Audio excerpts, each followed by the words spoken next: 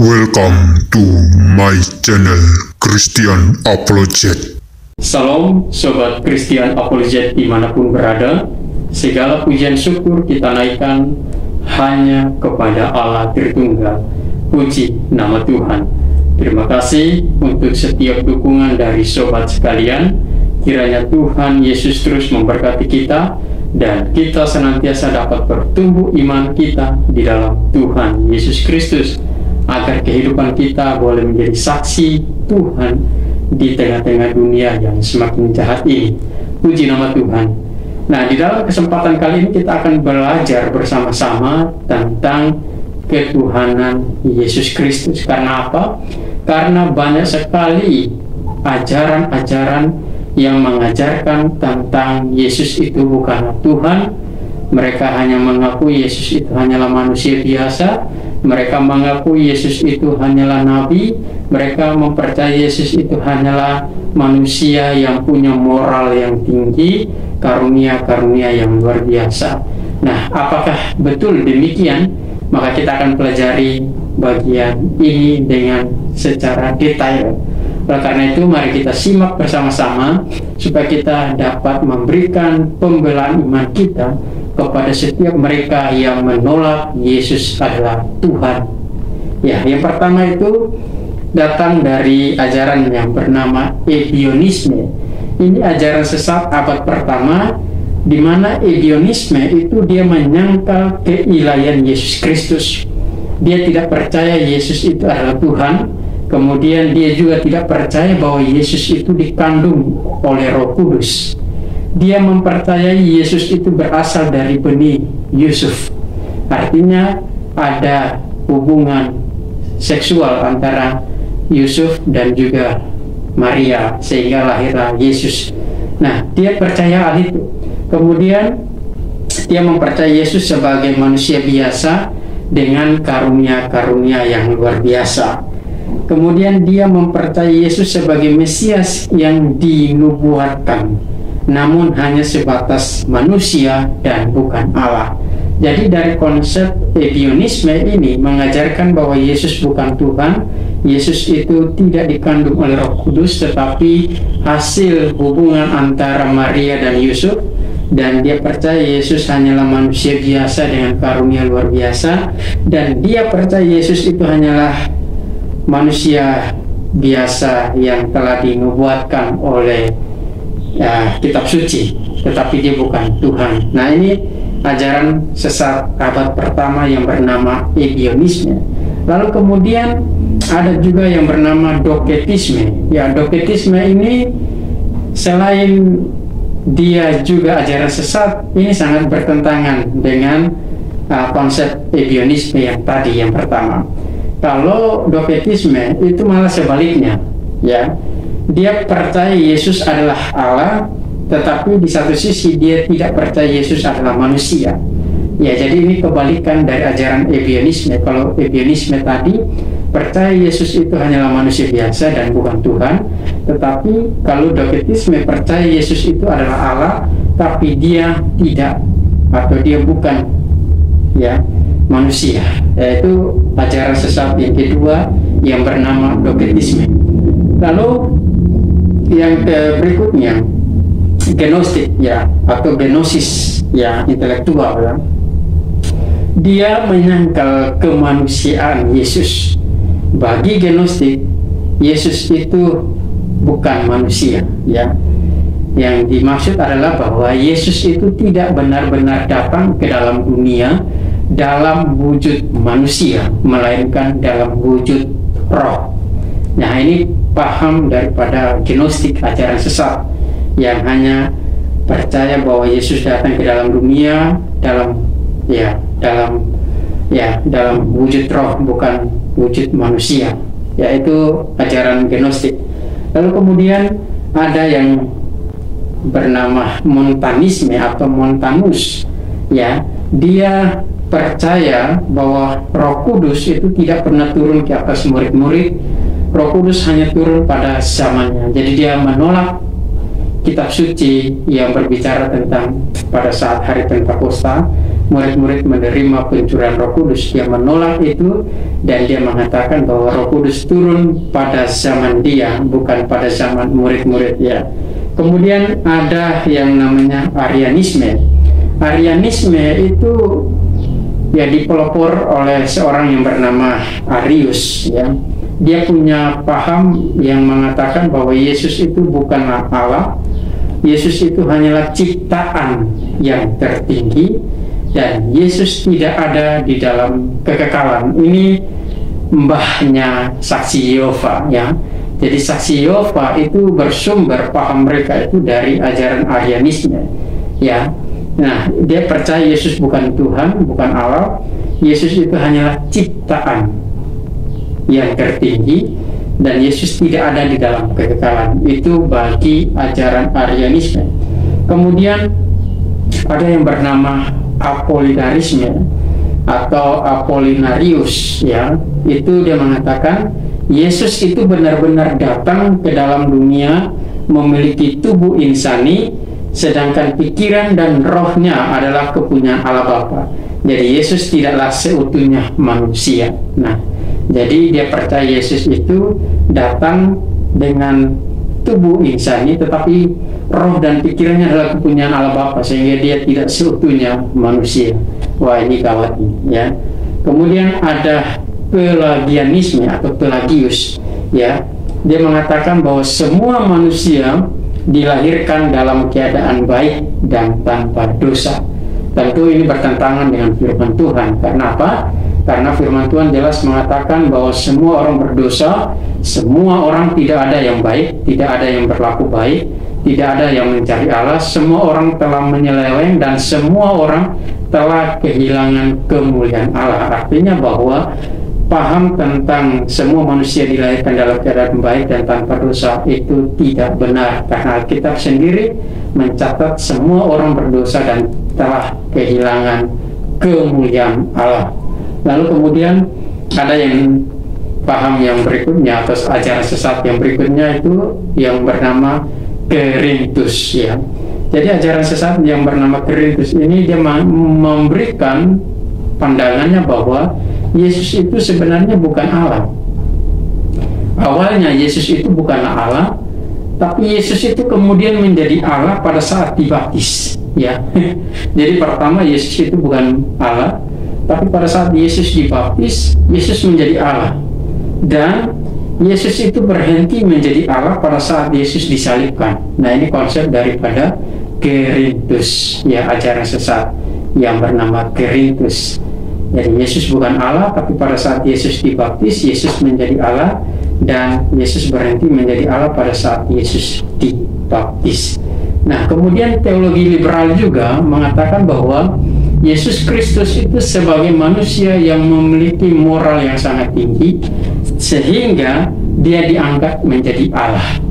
Jadi Allah mengangkat Yesus menjadi Allah karena Yesus itu punya moral yang tinggi. Nah, ini kacau ya. Ini sangat kacau di dalam paham teologi liberal ini ya. Ini ajaran sesat juga. Nah, pertanyaan kita adalah, apakah Yesus itu bukan Tuhan? Apakah Yesus itu bukan Tuhan? Nah, kita akan melihat beberapa hal yang terkait dengan apakah Yesus itu bukan Tuhan atau Yesus itu adalah Tuhan. Nah, untuk menjawab bagian ini kita harus melihat kepada nama dan jabatan Kristus ya. Yang pertama itu Yesus ya. Yesus itu di dalam Matius pasal 1 ayat 21 dikatakan ia akan ya, ia di situ dimaksud adalah Maria. Maria akan melahirkan anak laki-laki dan engkau Yusuf akan menamakan dia Yesus ya, karena Yesuslah yang akan menyelamatkan umatnya dari dosa mereka. Nah, jadi kata yang digunakan di sini yaitu kata ya, atau menggunakan nama Yesus, itu artinya bahwa dialah yang akan menyelamatkan umatnya dari dosa mereka. Jadi dari nama Yesus sendiri itu sebenarnya sudah menunjukkan siapakah jati dirinya. Jadi Yesus itu adalah Allah yang menyelamatkan umatnya dari dosa mereka, ya.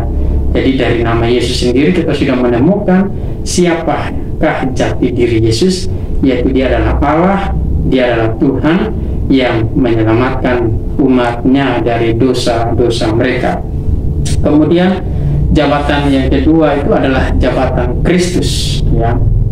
Kristos dalam bahasa Yunani, ya, atau Mesias dalam bahasa Ibrani, atau yang kita sebut dengan Mesias, ya, yang berarti yang diurapi. Nah, di dalam Matius pasal yang ke-16 ayat 16 dikatakan, maka jawab Simon Petrus, engkau adalah Mesias, anak Allah yang hidup. Engkau adalah anak Allah yang hidup. Artinya apa? Artinya sedang berbicara tentang jati diri Yesus yang adalah anak Allah, yang berarti adalah Allah itu sendiri.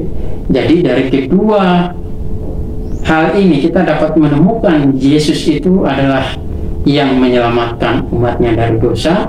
Lalu yang kedua yang diurapi, yang dimana dia adalah anak Allah yang maha tinggi, yang hidup, yang adalah Allah itu sendiri, ya. Jadi Yesus dan Kristus sebenarnya sudah menjawab tuduhan daripada ajaran-ajaran sesat yang menyangkal Yesus itu bukanlah Tuhan. Ya, kemudian ada yang disebut dengan Immanuel. Ya, kita seringkali mengatakan Immanuel. Di dalam Yesaya pasal yang ke-7 ayat 14 dan Matius pasal 1 ayat 23 itu dikatakan Immanuel, yang berarti Allah menyertai kita. Jadi tentu nama ini diberikan kepada Yesus itu tidak serta-merta hanya sekedar pemberian nama, tetapi itu punya makna yang sangat tinggi, yaitu bahwa dia punya jati diri yang adalah Allah, dan dia adalah hakikatnya sama dengan Allah, sehingga ketika diberi nama Immanuel itu artinya bahwa dia adalah Allah yang senantiasa menyertai umatnya atau menyertai kita yang adalah umatnya. Kemudian berikutnya adalah anak manusia, ya. Anak manusia di dalam Yohanes 1 ayat 14 dikatakan Allah yang menjadi manusia, ya. Allah mengambil rupa menjadi seorang manusia, atau Allah yang kemudian mengambil menjadi daging, ya. Ini artinya apa? Artinya bahwa anak manusia yang dicatat di dalam kitab-kitab Injil itu sebanyak 65 kali. Ini menunjukkan apa? Ini menunjukkan tentang Yesus Kristus adalah Allah itu sendiri. Dialah yang adalah Allah yang datang ke dalam dunia menjadi manusia untuk menyelamatkan manusia dari dosa-dosa mereka. Kemudian ada anak Allah. Di dalam Lukas 1 ayat 35 dikatakan kudus anak Allah. Di dalam Markus 1 ayat 1 dikatakan Yesus anak Allah. Dalam Markus 3 ayat 15, dalam Markus 5 ayat 7 dikatakan roh-roh jahat menyebut Yesus dengan sebutan anak Allah. Jadi di sini kita menemukan bahwa penyebutan Yesus sebagai anak Allah itu menunjukkan bahwa Yesus adalah Allah. Bukan hanya Lukas, bukan hanya Matius, bukan hanya Yohanes, bukan hanya Markus saja yang menyebutkan bahwa Yesus adalah anak Allah, tetapi roh-roh jahat pun mengakui dan tahu bahwa Yesus itu adalah anak Allah, yang artinya dia adalah Allah itu sendiri, ya. Kemudian di dalam bagian-bagian kitab suci yang lain pun dikatakan Yesus itu juga adalah gembala yang agung. Dia adalah pemelihara umatnya, ya. Karena dia adalah pemelihara umatnya, maka dikatakan akulah gembala yang baik. Gembala memberikan nyawanya bagi domba-dombanya. Gembala mengenal dombanya, domba-dombanya mengenal gembalanya. Domba-dombanya mendengarkan suara-suaranya, ya, mendengarkan suara gembalanya. Domba-dombanya mengikut gembalanya. Dan dikatakan Tuhan berkata kepada Simon, gembalakanlah domba-dombaku. Nah, dari bagian ini sebenarnya sudah menunjukkan bahwa Yesus itu adalah Tuhan, Yesus itu adalah Allah yang menyelamatkan umat manusia. Jadi tidak ada kata tidak bagi Yesus bukan Allah. Dia adalah Allah, dan di sini kita menemukan bahwa konsep tentang Yesus bukan Allah telah dipatahkan. Jadi mari kita belajar sungguh-sungguh tentang bagian ini supaya kita dapat menemukan poin penting di dalam memahami siapakah itu Yesus Kristus. Dia adalah Allah, dia adalah Tuhan yang datang ke dalam dunia untuk menjadi manusia, untuk menyelamatkan kita, manusia yang berdosa dari segala dosa dan pelanggaran kita, supaya kita memperoleh keselamatan di dalam Dia. Dan hanya melalui Dia yang adalah jalan, kebenaran, dan hidup, itulah yang dapat membawa kita kembali ke hadapan Bapa dan menikmati keselamatan yang kekal yang Tuhan sediakan bagi kita. Jadi yang ingin saya tekankan di sini adalah semua argumentasi terkait dengan Yesus bukan Allah telah dipatahkan, dan kalau sampai hari ini saudara belum percayakan Tuhan, percayalah kepada Yesus sebagai Tuhan dan Juru Selamat, karena melalui Yesus Kristus itulah dosa-dosamu akan diampuni dan engkau pasti akan diselamatkan. Semua orang telah berdosa, oleh karena itu berbaliklah kepada Yesus Kristus, percaya Dia, bahwa Dia yang telah lahir ke dalam dunia, Dia yang telah menanggung dosa kita di atas kayu salib, dan Dia telah bangkit dari antara orang mati. Dia mengalahkan maut, dan Dia naik ke surga menyediakan tempat bagi kita. Itulah engkau harus percaya supaya engkau diselamatkan. Terus dukung channel ini dan sebarkan video ini di media sosial sobat sekalian, agar banyak orang dapat mengenal siapa itu Yesus Kristus dan mereka boleh percaya dan diselamatkan. Tuhan Yesus memberkati kita semuanya. Amin.